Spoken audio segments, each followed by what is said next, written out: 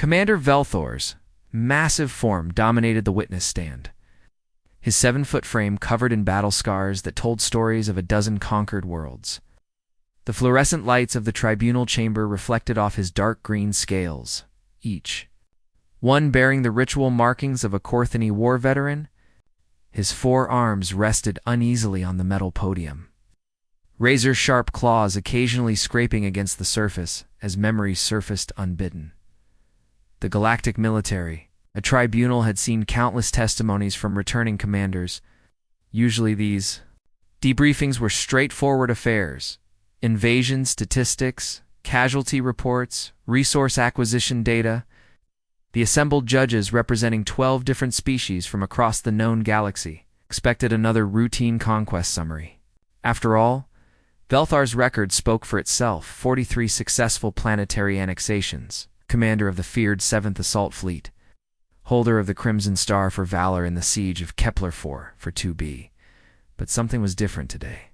Veteran's usual commanding presence seemed diminished, his golden eyes darting nervously around the chamber.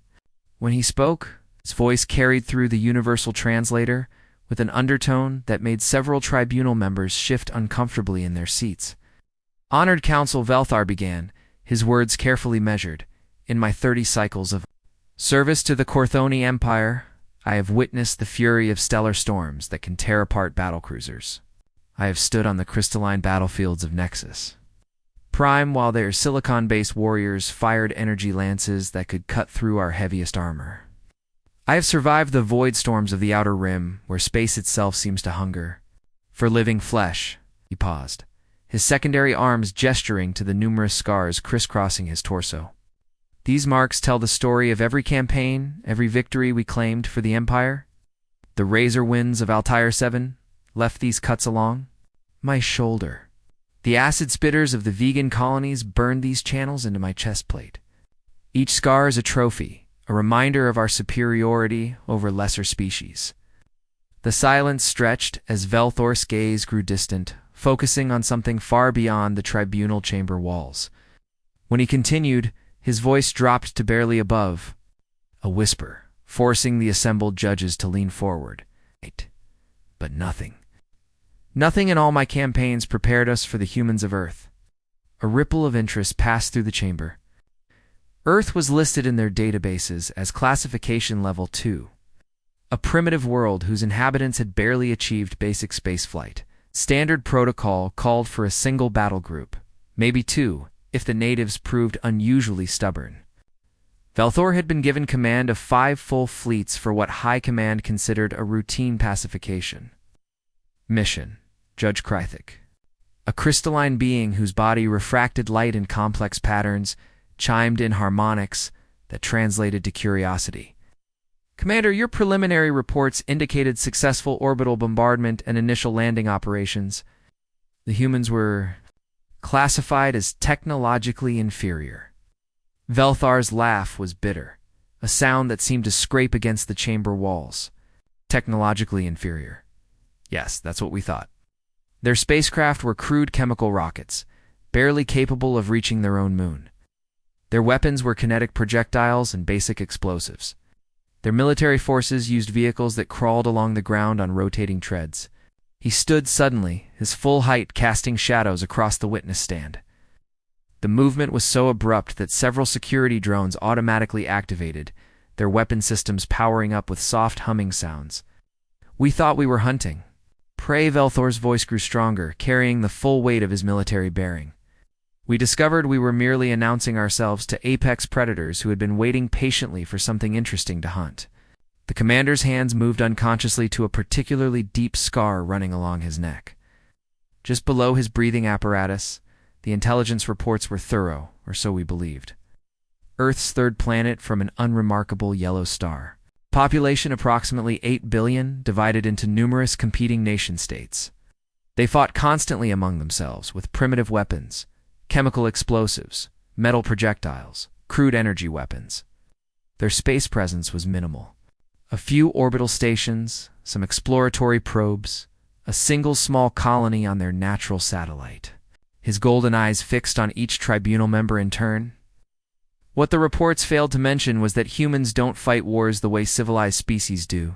They don't follow the established protocols of conquest and surrender. They don't recognize the concept of acceptable losses or strategic withdrawal. Belthair activated a holographic display unit built into the witness stand. Three-dimensional images flickered to life above the podium, showing the blue-green world that had become his nightmare. The human named Haon was our first prisoner, simple maintenance technician working on Luna Station, their primary orbital facility around Earth's moon. When our advanced scouts captured him, he appeared completely ordinary, bipedal, carbon-based, approximately 1.8 meters tall, standard mammalian physiology. The hologram shifted to show the interior of a Corthony interrogation chamber. All gleaming metal surfaces and scanning equipment designed to extract information from any known species. Our interrogation specialists had processed thousands of prisoners from dozens of worlds. Standard procedure: neural scans to map cognitive patterns, chemical inducement to lower mental barriers, psychological pressure to break resistance. Belthair's voice grew quieter, more personal. But when they brought Hwayne into the chamber and began the standard questioning about Earth's defensive capabilities, orbital weapons platforms, military command structure, ... he smiled. The commander's claws scraped against the podium again, leaving thin scratches in the metal. It wasn't the smile of someone trying to appear brave while terrified. It wasn't the resigned expression of someone accepting defeat. It was the smile of someone who knew a secret that was about to become very, very relevant. He looked directly at the tribunal's chief judge, a massive insectoid being whose compound eyes reflected the chamber's lights like jeweled prisms. That smile haunts my dreams still, honored chief, because in that moment I realize now, Hune wasn't our prisoner. We were his. Velthar's breathing apparatus wheezed slightly as he composed himself. The memory of Luna's assault still fresh despite the cycles that had passed. He activated another section of the holographic display, showing the curved surface of Earth's moon dotted with mining installations and research facilities that looked utterly defenseless from orbit. Our fleet intelligence had cataloged every structure on the lunar surface. The commander continued, his forearms gesturing at the three-dimensional images floating above the tribunal. 17 mining operations, 6 research stations, 2 communications arrays in one small spaceport. Total human military presence, 0. No weapon installations, no defensive batteries, no orbital platforms. It appeared to be exactly what their databases claimed, a collection of industrial sites staffed by civilian workers. The hologram zoomed in on the largest facility, a sprawling complex of connected domes and processing towers. Meridian Mining Station was our primary target. Intelligence reported it as their main helium-3 extraction facility, operated by approximately 200 civilian technicians and administrators. Standard operating procedure called for a swift orbital bombardment followed by ground forces. To secure any useful technology, Belthair's golden eyes grew distant as he recalled that morning, Earth time, when the assault began. Battle Group 7 dropped out of hyperspace at 0600 hours, ship time. 12 heavy cruisers, 36 assault transports, and 144 atmospheric fighters. Against mining equipment and civilian personnel, it seemed like using a plasma lance to swat an insect. The tribunal members watched as the holographic display showed sleek Corthony vessels, their dark hulls bristling with weapon systems, moving into attack formation above the lunar surface. The human installations below appeared completely helpless, no defensive fire rising to meet the approaching fleet. Commander Zeekval led the first wave of dropships. Belthar continued, his mandibles clicking in what might have been remembered. Amusement or horror. 30 atmospheric assault craft carrying 2 full battalions of our finest shock troops. The plan was simple. Establish orbital superiority, deploy ground forces, secure the facilities, process any survivors for intelligence. Gathering. The holographic scene shifted to show the interior of a Corthony dropship, filled with 7-foot-tall reptilian warriors in powered armor, plasma rifles charged and ready. Through the viewports, the lunar surface rushed up to meet them, gray, dust and rocky outcroppings broken by the geometric shapes of human construction. The human female Nari was listed in our intelligence files as a site administrator for Meridian Station. Velthar's voice carried a note of respect that surprised several tribunal members. Age 32 Earth years, background in industrial. Logistics and personnel management? No military training listed, no combat experience, no weapons certifications. She appeared to be exactly what she claimed, a civilian bureaucrat managing mining quotas and worker schedules. He paused, studying the holographic representation of the human facility. What our intelligence failed to understand was that humans don't categorize their population the way civilized species do. They don't maintain distinct castes of warriors, workers, and administrators. Every human civilian is a potential combatant. And every human combatant understands civilian systems well enough to weaponize them. The hologram shifted to show the moment of first contact. Corthany dropships touching down on landing pads that had been designed for cargo transports and passenger shuttles. Armored figures poured from the craft, expecting to encounter terrified civilians and perhaps a few security guards with small arms. Instead, they found Nari standing calmly at the main facility entrance, wearing a simple work uniform and holding what appeared to be a standard communication device. As the Corthane forces approached, she spoke into the device with the same tone someone might use to order lunch. Her exact words, translated from their language, were, "They're here. Light them up," Velthar recounted, his voice carrying an undertone of admiration mixed with terror. At first, our forces assumed she was calling for help, or perhaps trying to surrender. Then the mining equipment came online. The tribunal chamber fell silent as Velthar activated another holographic sequence. The peaceful lunar mining facility transformed before their eyes as massive industrial machinery revealed its hidden purpose. Or processing conveyors rotated to point skyward, their magnetic acceleration systems humming with deadly energy. Was the facility's chief engineer, the commander continued, his claws unconsciously tapping against the podium. 28 Earth years old, educated at something called Seoul National University, specializing in electromagnetic systems and materials processing.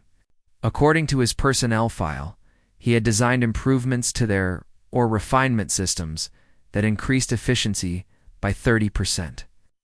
The holographic display showed a human male in coveralls, standing at a massive control console, his fingers dancing across interfaces that controlled machinery designed to process raw asteroid material into refined metals. Around him, other humans worked with calm efficiency, operating equipment that was rapidly revealing its dual purpose. What Day had actually designed was the most efficient kinetic weapon system our military analysts had ever encountered. Velthar's voice dropped to barely above a whisper. He had turned their entire processing plant into a railgun, capable of firing refined titanium slugs at 12% of light speed. The hologram showed the moment when Meridian Station's true nature revealed itself. Electromagnetic coils, designed to accelerate raw or through processing chambers, instead launched projectiles with devastating precision. The first salvo caught 3 Corthony dropships still in their landing approach, the relativistic impact simply erasing them from existence. Our defensive shields were state-of-the-art technology, designed to deflect plasma weapons, particle beams, and energy-based attacks. The commander explained, gesturing at the holographic replay of the battle. They were completely useless. Against solid matter moving at relativistic speeds, the kinetic energy transfer was so massive that our ship's hulls simply liquefied on impact. The tribunal members watched in fascination as the holographic battle unfolded. Human mining facilities across the lunar surface revealed similar hidden capabilities. Industrial equipment seamlessly transitioning from civilian purposes to military applications. Cargo loaders became missile systems, communications arrays became targeting networks, and processing plants became weapons of mass destruction. But the true horror wasn't their weapons, Velthar continued, his breathing apparatus cycling more rapidly as stress pheromones filled his system. It was their complete willingness to sacrifice everything for victory. When our orbital bombardment began targeting their facilities, the humans didn't evacuate or surrender. They turned their own infrastructure into weapons. The holographic display showed a young human female, barely past adolescence by their species. Standards. Standing alone in a reactor control room as Corthony forces breached the facility's outer defenses. Around her, emergency lights flashed red, and automated systems warned of critical system failures in multiple languages. Hari was 19 Earth years old, Velthor whispered, his voice carrying genuine sorrow. A student intern, training to become an engineer like Day.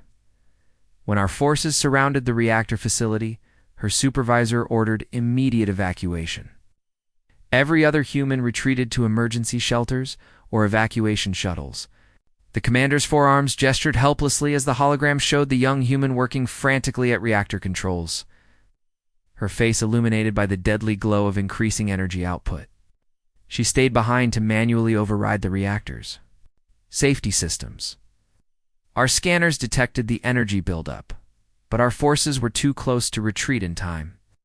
The holographic scene froze at the moment before detonation, showing Hari's face and profile as she completed the final sequence. Her expression wasn't one of fear or desperation, but of grim satisfaction, as if she had just solved a particularly challenging puzzle. Her last transmission came through our communication intercepts, Velthor concluded, his voice barely audible. Not a cry for help, not a message of defiance, not even final words to her family. She was laughing. Pure, genuine laughter, as if the prospect of taking an entire Corthony battalion with her into oblivion was the most amusing thing she could imagine. The commander's golden eyes met those of each tribunal member in turn. That was the moment we realized we weren't fighting a war of conquest. We were fighting a species that finds joy in mutually assured destruction. Veltha's scaled hands trembled as he called up the next holographic display, showing the sprawling metropolis of New Geneva from orbital view. The city stretched across the Swiss Alps like a glittering web, its towers and residential districts appearing deceptively peaceful in the pre-dawn light. What the orbital scans hadn't revealed was about to become a nightmare that would haunt Corthony military doctrine for generations. After the lunar disaster, High Command decided to bypass Earth's orbital defenses entirely, the commander explained, his breathing apparatus working harder as stress hormones flooded his system. 3 full invasion fleets descended directly to the planetary surface. New Geneva was selected as our primary target, a major population center with significant industrial capacity and transportation networks. Intelligence suggested it housed approximately 2 million humans and served as a regional administrative hub. The holographic city rotated slowly above the tribunal, showing broad avenues, towering office complexes and residential areas that looked remarkably similar to urban centers on a dozen other conquered worlds. Clean, organized, vulnerable to standard siege tactics that had proven effective across the galaxy. Our battle plan was textbook perfect, Velthar continued, gesturing at the tactical overlays that appeared around the city model. Establish orbital bombardment positions, deploy ground forces in a complete encirclement, cut off all supply routes and communication lines, then demand surrender. Standard siege doctrine called for civilian capitulation within 72 hours once their infrastructure was compromised. The commander activated another section of the display, showing Corthony heavy cruisers taking position in low orbit while dropships filled with armored vehicles and shock troops descended toward predetermined landing zones around the city's perimeter. Everything proceeded according to established military protocol. The human named Wu was listed in their municipal records as New Geneva's director of urban planning, Velthor said, his voice carrying a note of grudging respect. Earth years. Educated in civil engineering and municipal management. His job involved designing traffic flows, managing utility distribution, and coordinating construction projects. To our analysts, he appeared to be a civilian administrator with no military value whatsoever. The hologram zoomed in on a modest office building near the city center, showing a middle-aged human male in simple business attire studying architectural blueprints and city infrastructure maps. Nothing about his appearance or behavior suggested any kind of military training or combat capability. What we failed to understand, the commander continued, his mandibles clicking nervously, was that human urban planners don't just design cities for peaceful purposes. They understand every pipe, every cable, every structural support beam, every transportation tunnel, and every utility access point. They know exactly how their cities work, which means they know exactly how to make them stop working in ways that serve their purposes. The holographic display shifted to show the beginning of the siege. Corthane forces establishing bombardment positions while ground troops moved into encirclement formation. The first orbital strikes targeted communication centers, power plants, and transportation hubs. Standard procedure to isolate the population and break their will to resist. The bombardment began at 0800 hours. Local time, Belthar recounted, watching the holographic replay of plasma beams lancing down from orbit to strike carefully selected targets. Our intelligence had identified 47 critical infrastructure points whose destruction would render the city helpless within hours. Power grids, water treatment facilities, major roadways, communication networks, everything necessary to support a population of 2 million. But instead of the expected collapse into chaos, something remarkable happened. As each facility was destroyed, backup systems came online immediately. When power plants were eliminated, distributed energy networks activated. When communication towers fell, underground fiber optic networks maintained connectivity. When major roads were cratered, alternative transportation routes opened as if by magic. Wu had spent 15 years redesigning New Geneva's infrastructure, the commander explained, his voice carrying a mixture of admiration and horror. Not just for efficiency or cost savings, but for survivability. Every critical system had multiple redundancies. Every major facility had concealed backup locations. And every transportation route had alternatives that could be activated within minutes. The holographic city began revealing its secrets as the bombardment continued. What had appeared to be solid bedrock beneath the urban foundation was actually honeycombed with tunnels, creating an underground network that connected every major building, every residential district, and every industrial facility. The city wasn't just built on the ground. It extended deep beneath it in ways that made traditional siege tactics completely ineffective. But Wu wasn't just a defensive planner, Velthor continued, his claws scratching unconsciously at old scars on his chest. He was an offensive strategist who understood that the best way to defend a city is to make it capable of fighting back. Every tunnel system had weapons caches. Every utility conduit could carry explosive charges. Every building had been designed with firing positions that weren't visible from orbital scans. The hologram showed Corthani ground forces advancing through what appeared to be empty streets, their sensors detecting no significant human presence in the areas they had supposedly secured. But beneath their feet, an entire shadow city buzzed with activity as humans moved through tunnel networks, coordinating defenses and preparing counterattacks. The human female Sue commanded their tunnel defense network, Velthor said, his voice dropping to barely above a whisper. According to captured records, she was a primary school teacher, someone who instructed young humans in basic knowledge and social behavior. Age 37 Earth years, specializing in child development and educational psychology. The display showed a woman in simple civilian clothing standing in what appeared to be a subway maintenance tunnel, surrounded by humans of various ages carrying equipment that definitely wasn't standard educational material. Maps covered the tunnel walls, showing not just the city's underground layout, but detailed tactical information about Corthani force positions and movement patterns. We assumed that human teachers were harmless civilians who could be safely ignored. During combat operations, the commander continued, his breathing apparatus cycling rapidly. What we discovered was that human teachers understand group psychology, resource distribution, and organizational management in ways that make them terrifyingly effective military commanders. Sue had transformed New Geneva's educational infrastructure into a weapons distribution network that operated with clockwork precision. School buildings became supply depots, their basements and sub-basements revealing hidden armories that had been stocked for years. Gymnasiums became training facilities where civilians learned combat tactics, alongside children who already knew how to strip and reassemble weapons with disturbing efficiency.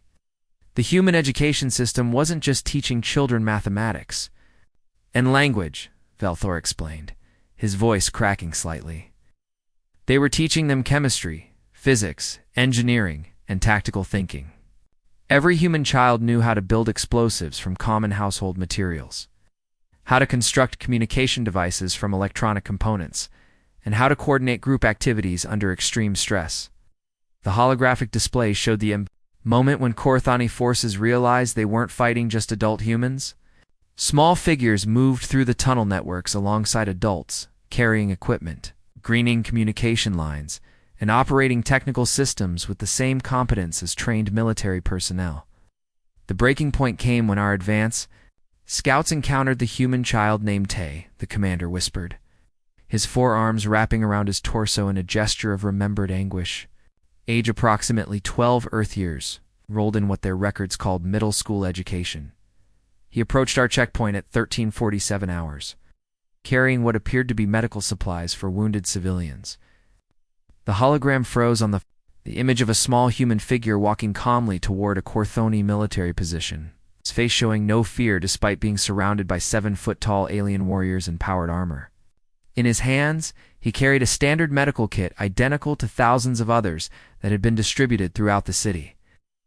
Our soldiers followed standard procedure for civilian encounters, Velthar continued, his voice barely audible. Medical. Scanners confirmed that his supplies were genuine bandages, antiseptic compounds, pain medication, exactly what would be expected for treating injured civilians. There was no indication of weapons or explosive materials. But the human child had approached their position with the same calm confidence that adult humans showed in combat situations. When he was within 20 meters of their defensive perimeter, he stopped, looked directly at the ranking Korthoni officer, and spoke in clear, unaccented Galactic Standard. His final words were transmitted through our communication systems with perfect clarity, the commander concluded, his golden eyes reflecting the holographic light. For Earth, not a cry of desperation, not a plea for mercy, not even an expression of fear. Just a simple statement of purpose, delivered with the same tone a human might use to state their name. The explosion that followed vaporized everything, within a 50-meter radius, taking an entire Korthani patrol with it. The medical supplies had been exactly what they appeared to be, but the child himself had been carrying enough concentrated explosive material in his bloodstream to level a city block. That was when we realized we weren't fighting soldiers, Velthar whispered.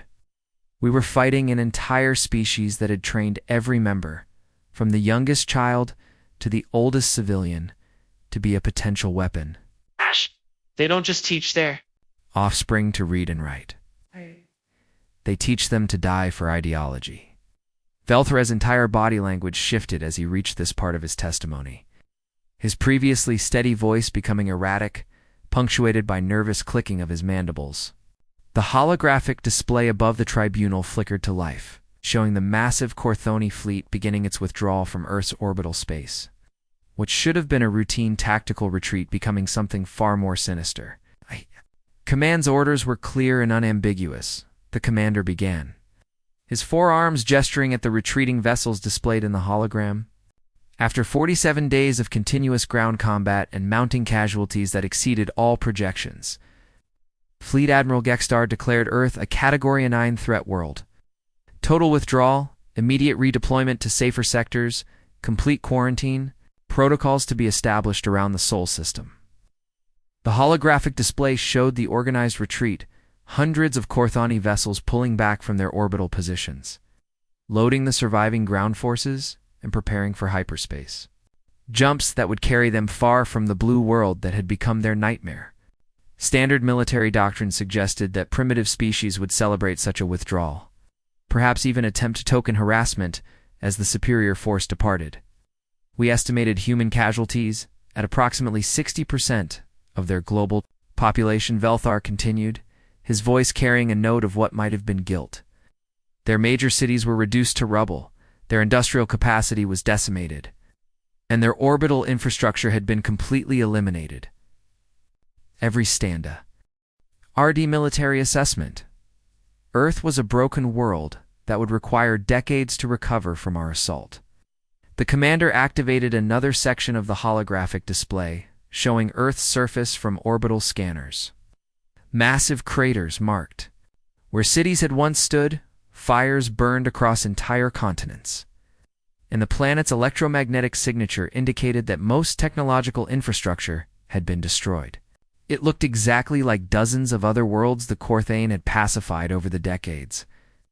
The human named Jin appeared on our long-range scanners approximately 6 hours after our withdrawal began, Belthor said, his breathing apparatus cycling more rapidly as stress pheromones filled his system.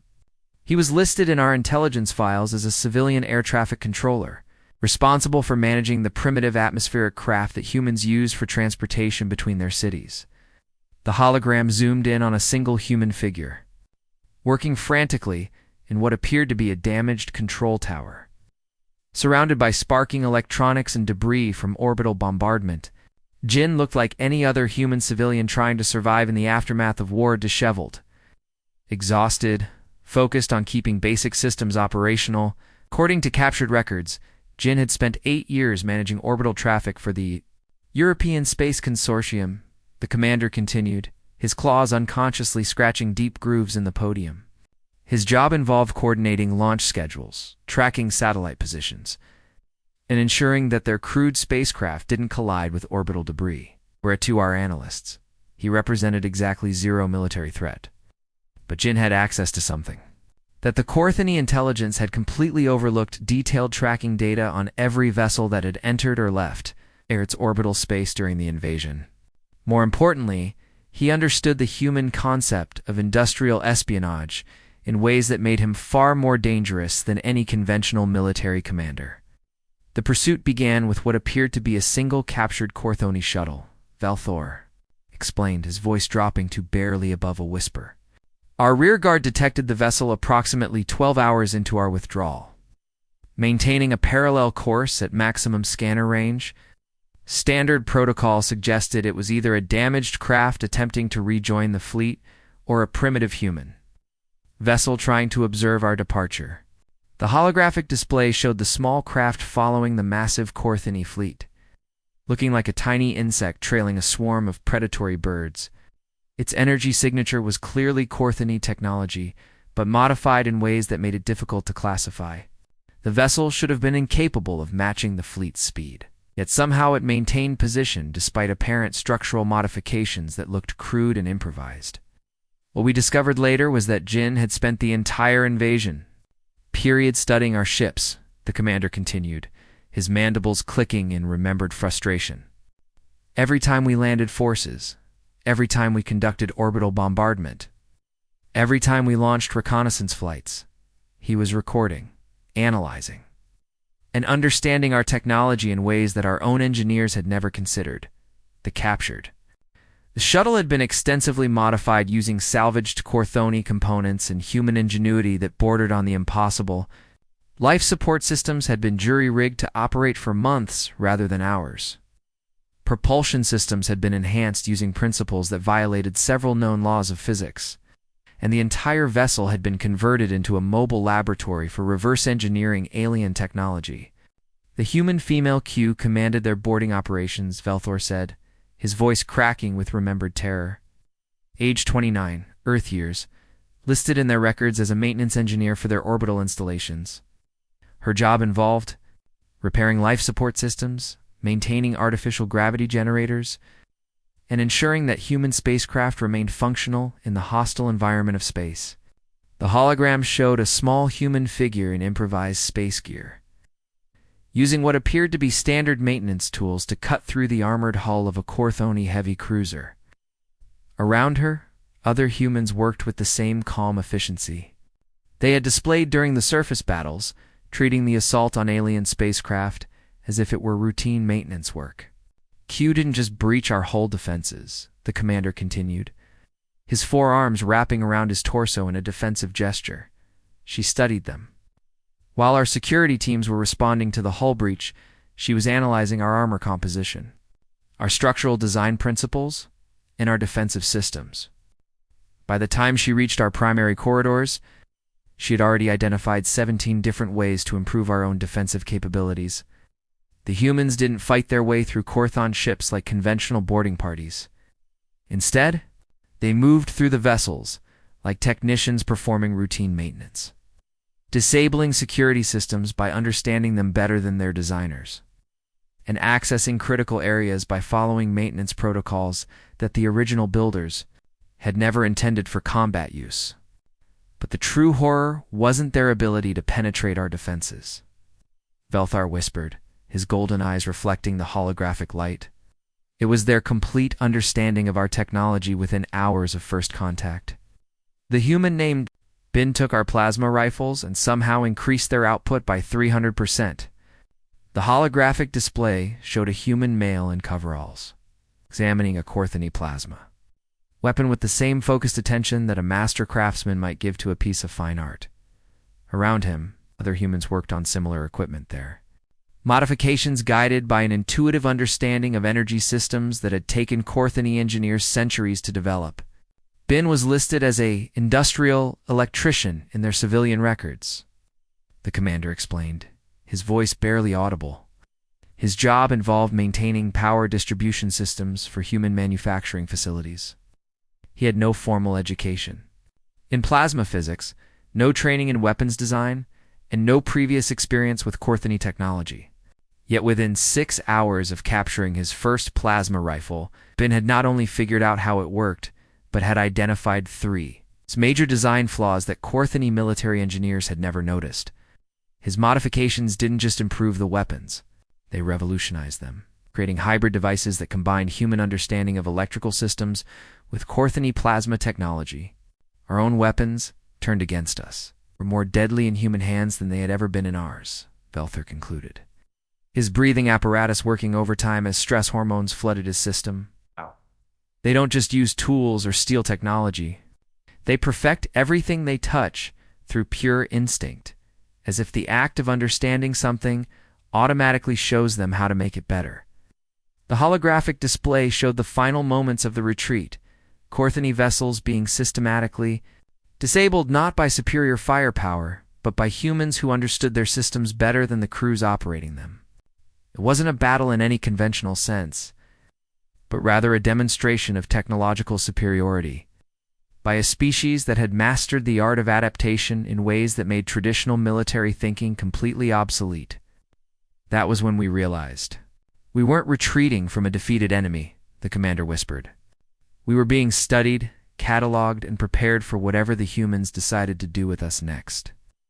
Velthar's entire frame seemed to shrink as he approached the final phase of his testimony, his proud military bearing crumbling under the weight of memories that clearly haunted him day and night.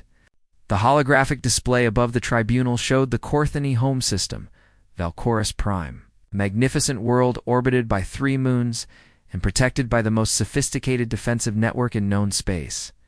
For 6 months after our withdrawal from Earth, we believed we had escaped, the commander began, his voice barely above a whisper. High Command implemented full quarantine protocols around the Sol system. Any ship attempting to leave Earth's sphere of influence would be intercepted and destroyed without warning. We posted patrol fleets at every hyperspace junction within 50 light-years. The humans were contained, or so we thought. The holographic display showed the impressive Korthony defensive positions, massive space stations bristling with weapons, patrol fleets numbering in the hundreds, and early warning systems that could detect approaching vessels from halfway across the galaxy. It was a fortress network that had protected the Korthon Empire for over 3 centuries. Valkorus Prime's deep space sensors were the most advanced in the galaxy, Velcor continued, his claws unconsciously scratching at the scars on his chest. They could detect a ship dropping out of hyperspace at the edge of our system, identify its class and origin, and coordinate defensive responses before any hostile force could penetrate our outer defensive perimeter. The commander activated another section of the holographic display, showing the moment that changed everything. A single contact appeared on the system's edge, small, clearly artificial, but broadcasting identification codes that made no sense to Korthony computers. The human vessel designated itself as Diplomatic Mission Eco-7, Velthar said, his breathing apparatus cycling rapidly. It appeared on our sensors at 0347 hours, standard time. transmitting on frequencies we had never encountered before. The signal was definitely technological in origin, but the language patterns were completely unknown to our translation systems. Fleet Admiral Vexkel had responded exactly as doctrine demanded. 3 full battle fleets comprising over 200 vessels moved to intercept the unknown craft. The defensive response was overwhelming enough firepower to sterilize an entire planet deployed against what appeared to be a single small vessel. The human ship was approximately 100 meters in length, the commander continued, his voice growing more agitated. Our sensors detected Corthoni technology integrated, with systems we couldn't identify. The vessel's energy signature was impossible. It appeared to be powered by a fusion reactor that shouldn't have been capable of supporting anything larger than a small cargo transport, but the impossible ship not only maintained position despite being outnumbered 200 to 1, it actually approached the Corthoni fleet with what could only be described as casual confidence. When challenged by Admiral Vexkel's flagship, the response came in perfect galactic standard, spoken with an accent that suggested the speaker had learned the language from Corthoni prisoners. The human named Ro was aboard that vessel, Velthor, said, his mandibles clicking in remembered anxiety. She identified herself as a diplomatic observer and requested permission to board our flagship for negotiations. When Admiral Vexkel demanded her immediate surrender, she complied without resistance. The holographic scene showed the human vessel powering down its weapons, systems and transmitting complete technical specifications for its own construction. Everything about the encounter suggested a simple surrender by an inferior force that had somehow escaped Earth's quarantine but posed no real threat to Corthoni's security. Ro was 26 Earth years old, the commander continued, studying the holographic representation of the human female who had entered the Corthoni flagship's docking bay. According to the identification document she provided, she was a graduate student in xenobiology from an institution called Oxford University. Her stated purpose was cultural exchange and scientific observation. The human appeared completely harmless, small by Corthoni standards, wearing simple civilian clothing, and carrying nothing more threatening than a collection of data storage devices and what appeared to be gifts from Earth. She showed no fear, despite being surrounded by alien warriors, treating the encounter as if it were a routine academic conference. She delivered a simple message, Velthor whispered, his voice cracking with remembered terror. Earth remembers. 3 words in galactic standard, spoken with the same tone someone might use to comment on the weather. Then she provided Admiral Vexkel with a complete briefing on current Corthoni military capabilities, defensive positions, and civilian infrastructure. The information Ro carried was impossible. Detailed schematics of Corthoni vessels that were classified beyond the highest security levels. Personal files on military commanders that should have been accessible only to high command and tactical. Analyses of defensive systems that revealed weaknesses the Corthoni themselves had never discovered. But the message she carried was far more terrifying than the intelligence she possessed. The commander continued, his forearms wrapping around his torso in a defensive gesture. Ro explained that 12 other human vessels were already operating within our territory, gathering information, making contact with our enemies, preparing what they called contingencies. The holographic display shifted to show a star map of Corthoni space, with red indicators marking the positions where human vessels had been detected over the previous 6 months. The pattern was methodical and comprehensive. Every major military installation, every population center, every strategic resource had been visited and studied. The human female you served as their ambassador, Velthor said, his voice dropping to barely above a whisper. She was 34 Earth years old, with a background in something called international relations and conflict resolution. To our understanding, she was trained in negotiation and diplomatic protocol. You had explained the human concept of contingency planning, with the same patient tone a teacher might use to instruct slow students. Humans hadn't invaded Corthoni space. They had infiltrated it, studying every aspect of Corthoni's civilization, while preparing for conflicts that hadn't even begun yet. Every civilian transport that had gone missing in the past 6 months, every deep space patrol that had failed to report on schedule, every communication relay that had experienced technical difficulties. All of it was human activity, the commander continued, his breathing apparatus working overtime. They had established observation posts throughout our territory, research stations in uninhabited systems, and intelligence networks that penetrated every level of our society. The scope of human infiltration was staggering. They had made contact with species that the Corthoni had enslaved decades earlier, providing them with advanced technology and tactical support. They had established diplomatic relations with Corthoni enemies, offering military assistance in exchange for strategic information.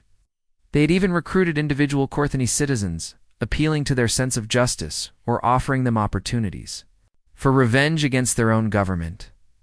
The human named Mun became our greatest nightmare, Velthor concluded, his golden eyes reflecting the holographic light. Wasn't a soldier or a diplomat or even a spy in any conventional sense.